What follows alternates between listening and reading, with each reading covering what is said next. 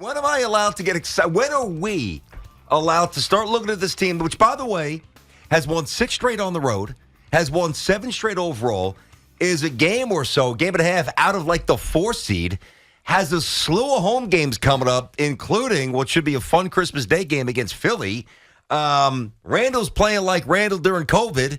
Barrett's gotten his act together. Brunson's the best Knick point guard since who the hell knows when. Mm-hmm. I mean, when can we start getting excited here? Don't you have to wait till Christmas? Doesn't basketball not actually start until Christmas? Well, maybe for some Johnny-come-latelys like you, but not for me. I mean, I'm just saying, that's when you start. That's when football is winding down. You get to the playoffs. The hot stove is calm. It's chilled a little bit in baseball.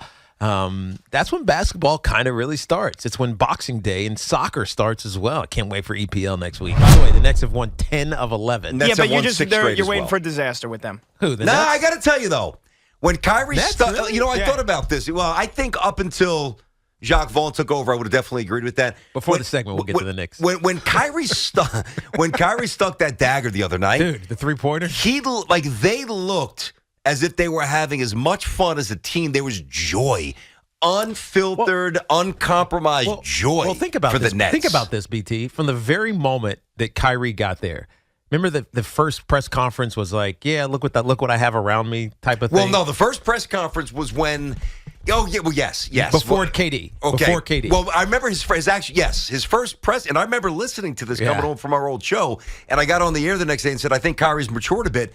Kyrie actually talked about how he made some mistakes in Boston, and he was here to be a leader. I'm like, wow, okay, finally clicked. He's in his mid-20s. He made some mistakes. He's going to be a different leader. And then, I might be off, but 12, 13 games into the season, he said, our roster stinks without saying. Look how terrible this team is, and it's just me. Yes. And it was just like, dude, just throwing your guys under the bus when like KD was hurt. So that was drama, and then you had the James Harden drama, the KD injury drama. They I mean, it's amazing. The Steve Nash drama. They were him shot going away. AWOL drama. Yeah, right. But they were a shot away from getting into the Eastern Conference Finals. Yep. With all of that going on, and then you had the pandemic drama with the vaccine, and then the whole the nonsense that happened this offseason. Like, finally, after he served that suspension, there's no drama on this team, and everybody's healthy. So what would you expect? They're good enough. Like, just throwing the team together, they're going to be decent. Then you get a good coach with no drama around it. Of course, they're going to win 10 out of 11 and 6 in a row with the Nets. But the story obviously is the Knicks, because the Knicks 7 in a row. Yep. It just feels like they're finding ways. Because I thought the game of the Pacers yesterday, I thought they were losing that game. So did I. And they found a way back. So did I. I thought they were going to lose that game. I didn't really expect to win going in. R.J. Barrett talked a little bit about his slow starts.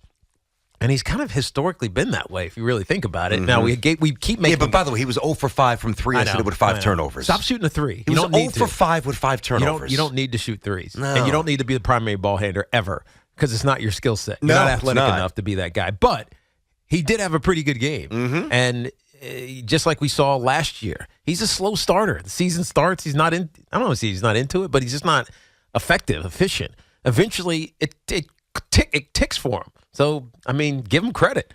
Yeah, I'll give him credit, but I'm not going to go overboard. I still think there's just the other night, that was the second win against the Bulls. He missed so many layups. He's just, boy, yeah. So what do you do with him? He confounds me. What do you do with him? Well, I mean, they gave him the extension, so I think what they did was they overreacted a little bit based on the whole Donovan Mitchell stuff, and I think Barrett's feelings were hurt a little bit, so they tried to gloss over that. They said, okay, let's stuff this extension down your throat and then massage the ego a bit. And listen, Barrett is an easy kid to coach. I think he's very motivated. I think he's very much a team player.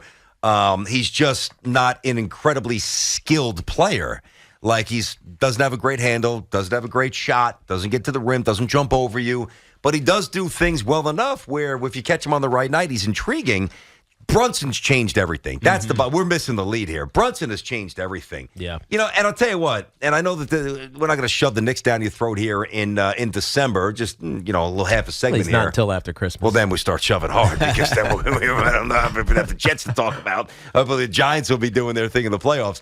But I can promise you, the Knicks remain interesting. You will get Knicks on this show, and you will get legit Knicks stuff on the show. I thought yesterday when they were down 6 with a $156 to go, and then I told you, Randall had a big stop. Randall hit 6 free throws down the stretch.